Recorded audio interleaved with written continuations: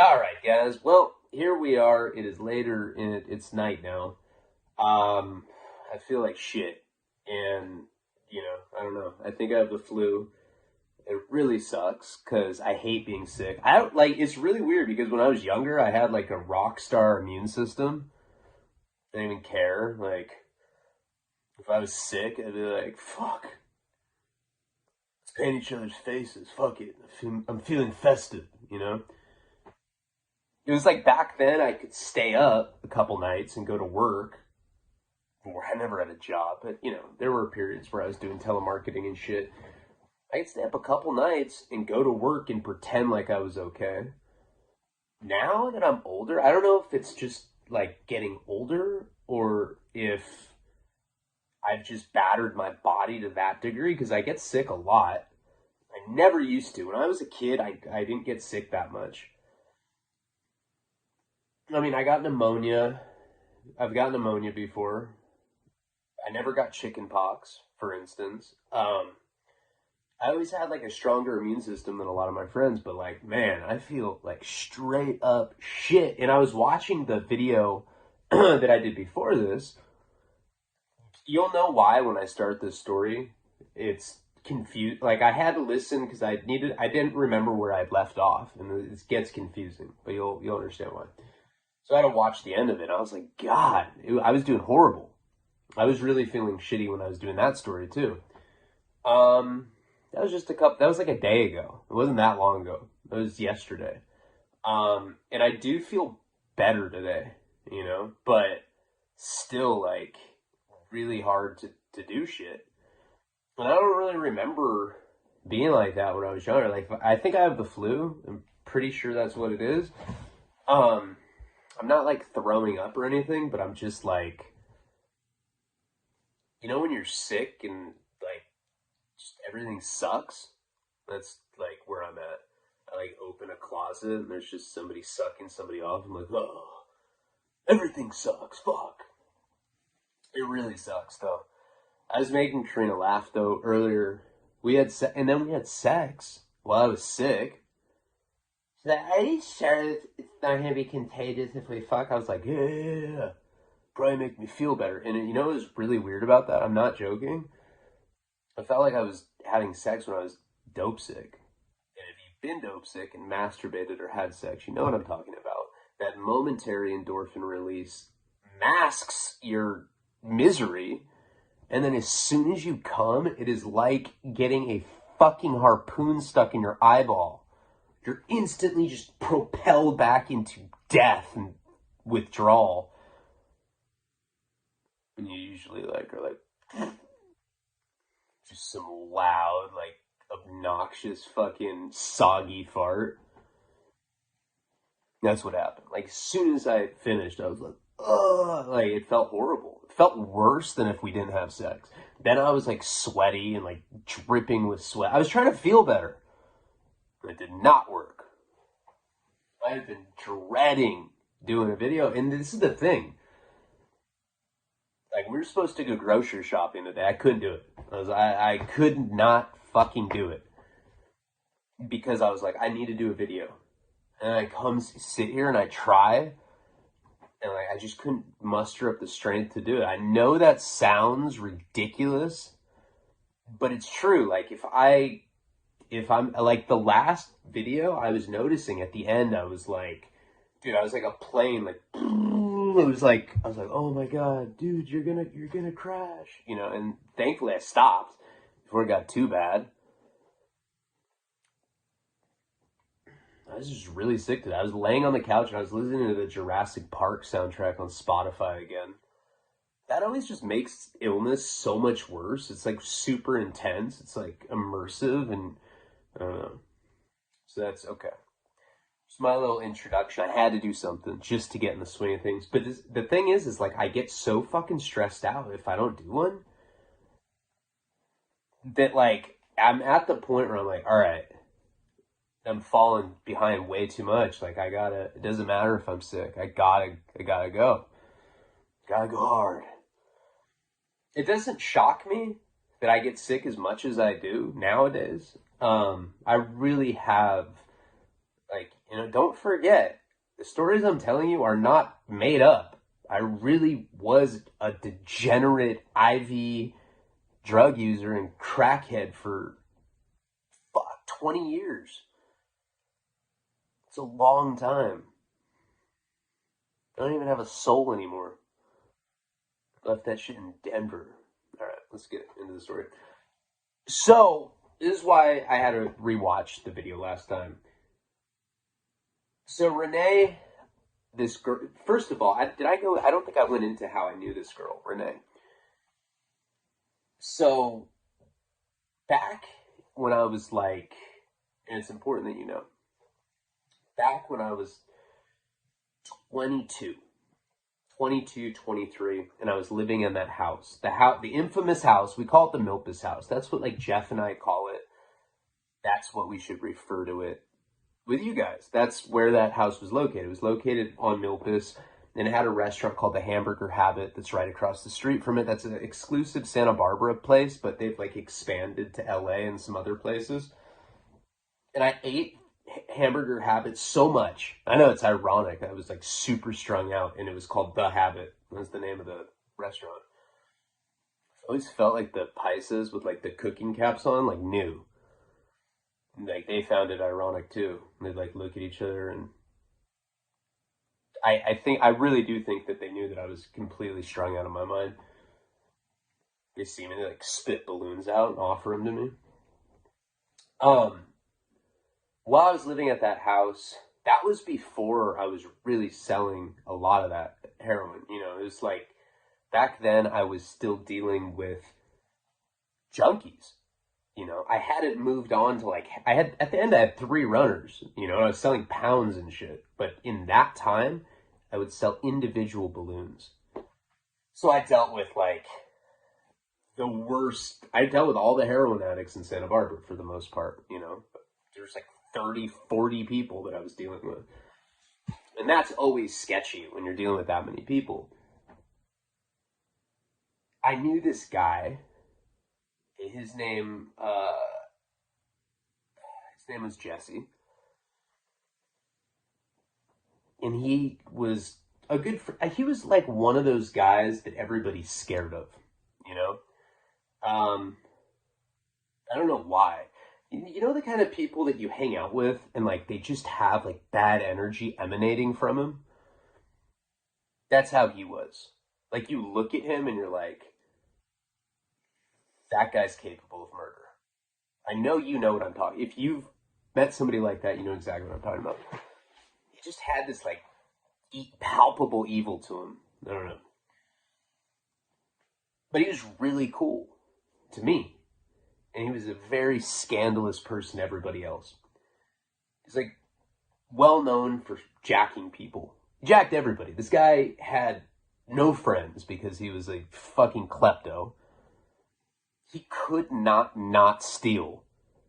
He'd like he'd like come by dope for me, and he'd like have my guitar from Guitar Hero, and he'd be like walking. I'm like, Jess, come on, man.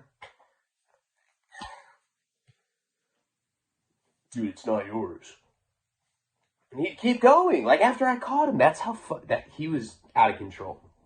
We would go to pharmacies, and he would just go down the hygiene aisle and just take a bunch of shit out of the aisles and put it in his pocket. 0 fucks given. That guy did not care. He was so bad at stealing that was like his whole gambit. That was his whole strategy. Like, I'm going to be so bad, it's not even going to be believable. He's like picking up mini fridges and like grocery stores and just like taking them out full of like energy drinks. He was wild like that. And he was always going to jail. Now, in high school, he was probably 4 years older than me, I'd say. He's probably a senior when I was a freshman. And he was like that classic guy that was like in his 20s. And he like smoked a cigarette with like his fucking heel against a Camaro. And he's like, yeah, I'm a senior. You know, and we'd be like, damn, do you have a tattoo? We'd be like, yep, sure do. And it'd be like 3 dots right here, or, you know.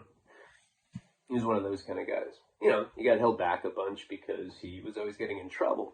Now, his dad lived in a trailer. Now, Santa Barbara is a very upper class town, but there is a trailer park. And I know like everybody that lives there because it's all drug people for the most part. I'd say like 90% of that trailer park is drug people. Everybody was intimidated by this guy in high school. He just was scary. I mean, he didn't fit in. We had all these like innocent pictures where we like all had braces and like snowboarding logos on our sweatshirts, and he's like, looks like he's in his like 30s. He's just like doing mugshot posts because that's what he's used to. He was that kind of guy. We were scared of him, and there was like legend, like legend had it that he was actually 40 and he was like stuck there on some quantum leap mission. People said shit like that. I mean, he was really weird. And then after high school, I never really heard from him again until I started selling drugs.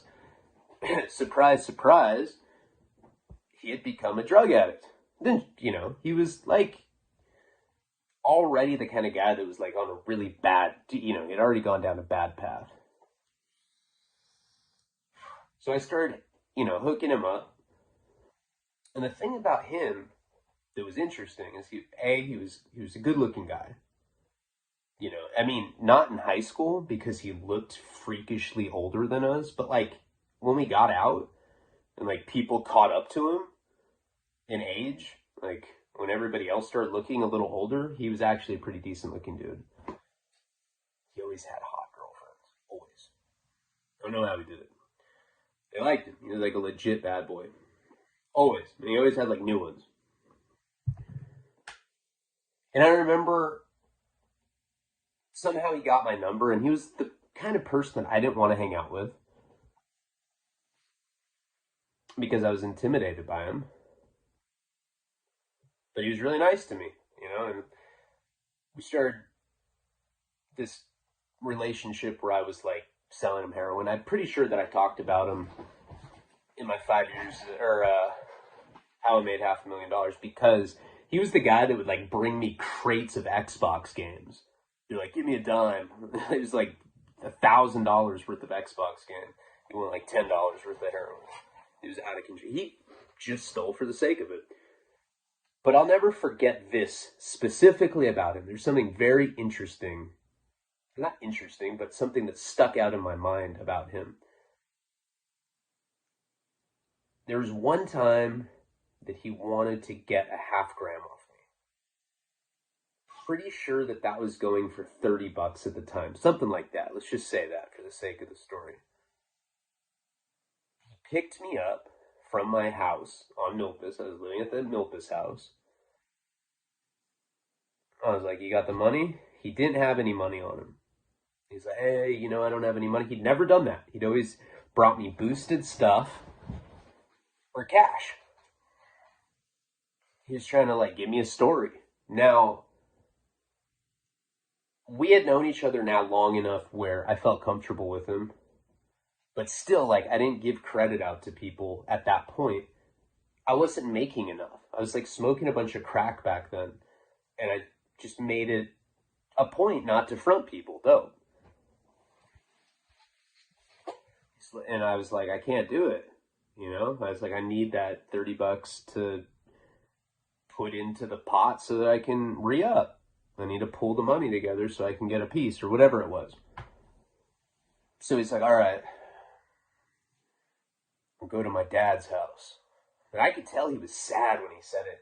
He's like, go to my dad's house. And his like hands started pulsating on the wheel. Seriously. So we end up getting to the trailer park. I knew he lived there because in high school, people made fun of him.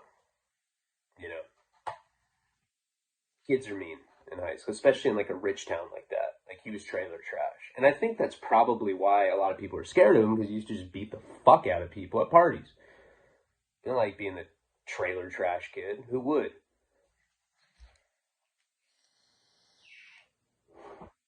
Damn, I feel so sick right now. It sucks.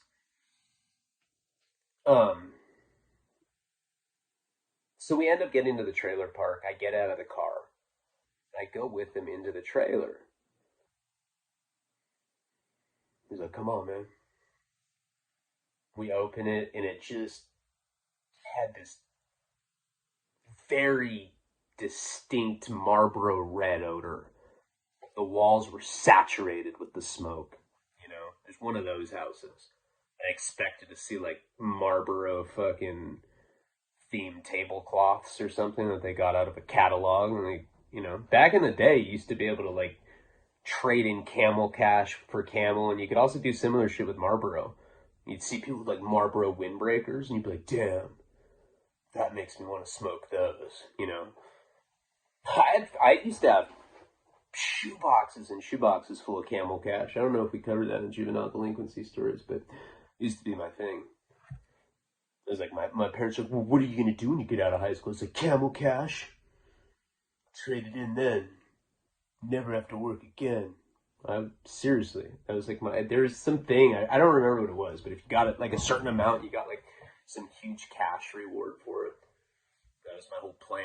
I didn't have to work because I'd collect enough Camel cash off my friend. I was always a little schemer like that in high school. And I could tell, so I'm in this trailer. It's in a complete disarray. There's shit everywhere. There's like porno magazines spread open. It almost reminded me of like the cover from the Sublime album where like the dad's like a clown with like a 40 ounce covering his dick. I have a tattoo of that. But his dad was like catatonic. He's wearing this flannel, totally unshaven. And he looks at us. Jesse was like, Dad? What? Where's your mother? Where's your mother? Teeth had completely, they were either yellow or blacked out. You know, it's like some really gnarly, rotted out teeth. I don't think I'd ever seen anything like that. Like, I mean, it was really severe.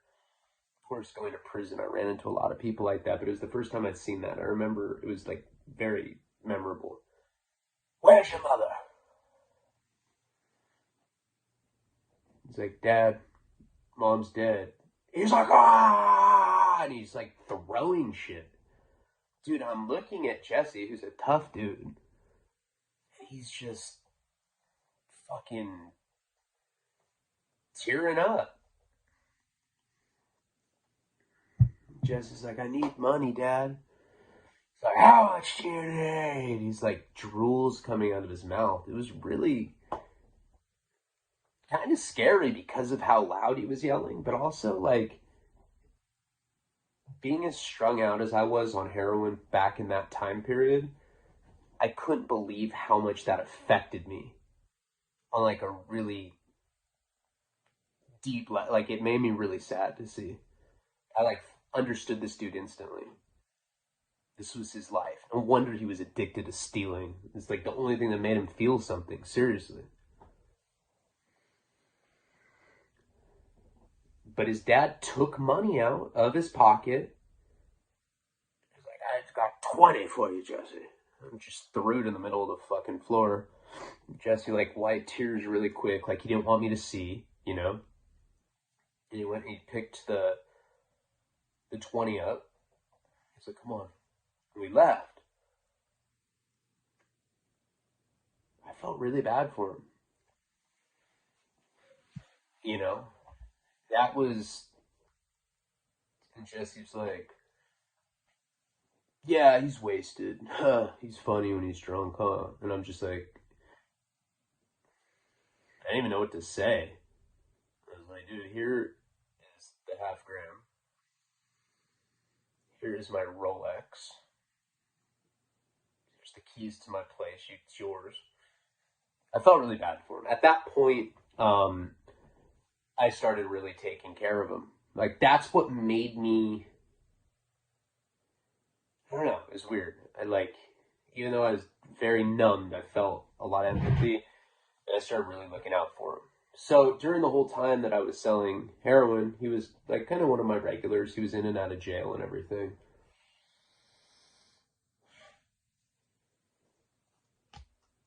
And he called me over one day. He had a new girlfriend. Her name was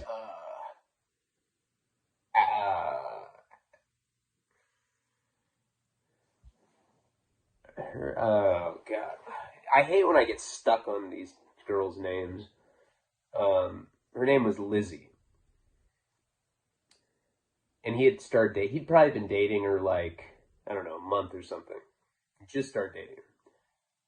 He called me over one day, and that was his play too. He reminded me of Paul in that sense, where he would live with women so that or like he'd meet new women so he'd have a place to stay. But the thing is he had high standards. He wouldn't live with anybody, but that was what he did. I mean, I don't blame the guy. There's no way I could live in that kind of environment if I were him. So he had this new girl, Lizzie. And he called me over one day, and he's asking if I could bring him something. I left my place, gave me, directions to this new apartment that they were staying at, and Renee was over there. And I remember she was like, they had just gotten a tanning bed off Craigslist, It was like one of those free items where the person didn't want the tanning bed anymore. They're like, if anybody can pick it up, it's yours. I think he had stolen a truck to get it or something, but he didn't have a truck, but somehow they got it. And I went over there and he didn't have any money. Again, And like he started doing this, like once he found out that I had a soft spot for him, he tried to get free dope out of me, probably more than he should. That's also the time that he was bringing me like Xbox games all the time. And he's like, go in there, open the tanning bed. I go and I open the tanning bed, and Renee is butt naked in there. And she's like, hey. And I'm strung out at the time. Like I'm like not really into sex at all. I'm like asexual at that point. But there's this butt naked girl, really hot. They like plan this, of course. She gets out of the tanning bed, like comes and hugs me. But she's naked, like in tanning grease. Hot tan chick. And she pushes me into the bedroom. And we had sex. And she was like really acting like she liked me. And they would not let me leave there for like 2 or 3 days. I had a bunch of dope. And it just turned into this like wild, they're all tweakers too. And like I wasn't doing that very much at that time. In fact, the pocket butthole story was right around that time. It was like, we got sketched out and we'd like gone to a motel. It was right around the period where I had met these people. And then I went to prison in 2009, and I got a letter that Jesse had died. He actually didn't die of a drug overdose. Ironically enough, he was hitting his neck.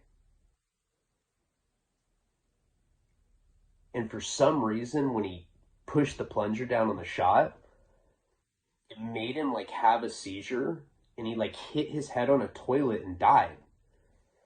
It was like a freak accident, but due to injecting drug complications or whatever. That was probably like a month or two into my term. I may have talked about him before. He had stabbed and killed somebody the day before. Like they were out on some boat or something. I never really got the full story about what happened with that. But from what I heard, he had stabbed and killed somebody like all twacked out.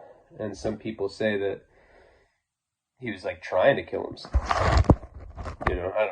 It was weird. But anyway, It's so hard for me to do this right now. I like feel so shitty. I know there's like the decent people who be like, well, just sleep, feel better. And there's other people that are like, fuck that. Poke a few holes in the top so that he can breathe, but that's it. No food, no nothing. I'm trying, fuck it.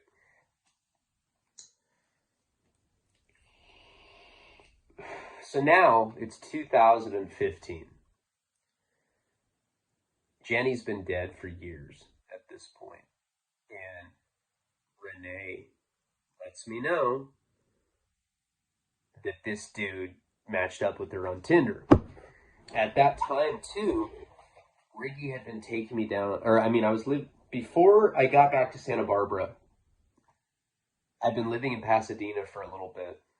Then I went to San Diego with the tranny and Haley. Then I snuck the heroin into the psych ward. And after that, I came back to Santa Barbara, and that's when this was. This was in 2015. This was right before I met my ex-wife. Yeah, I thought you drug addict, that person. So I started talking to David on her iPhone, or on my phone. She matched up with him on Tinder, but he thought that my phone number was her phone number. So I was constantly texting him. We had played rock, paper, scissors to find which bridesmaid that we wanted to use as the decoy girl.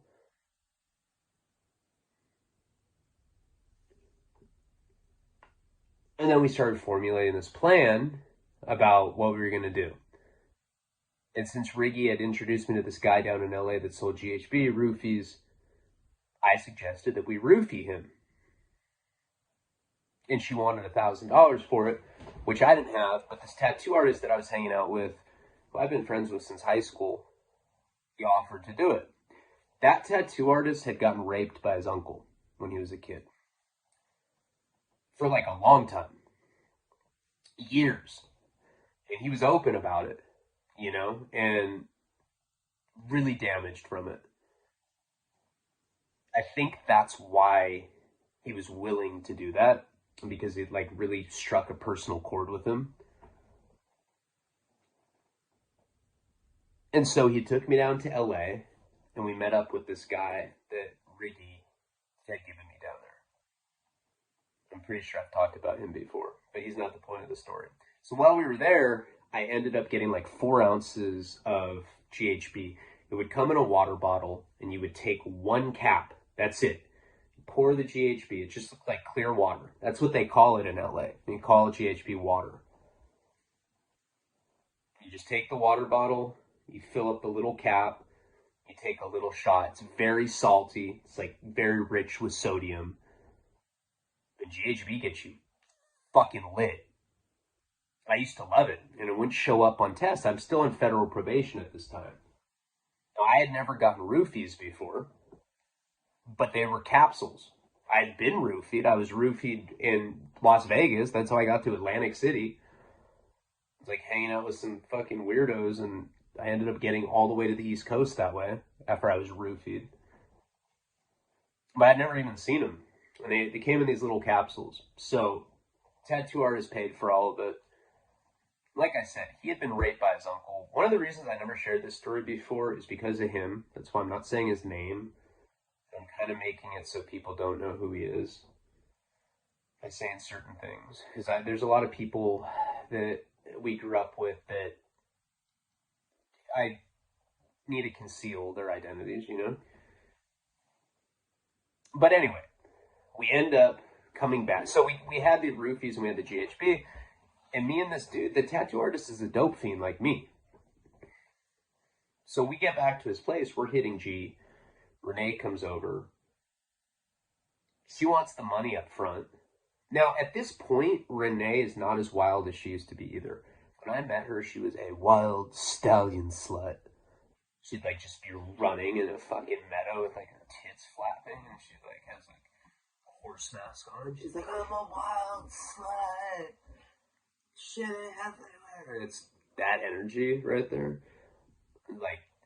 Hurts the way way I feel right now. That was for you. I didn't have to do that. Um, so we end up getting in this argument with her. Anyway, make a long story short, this is what ends up happening.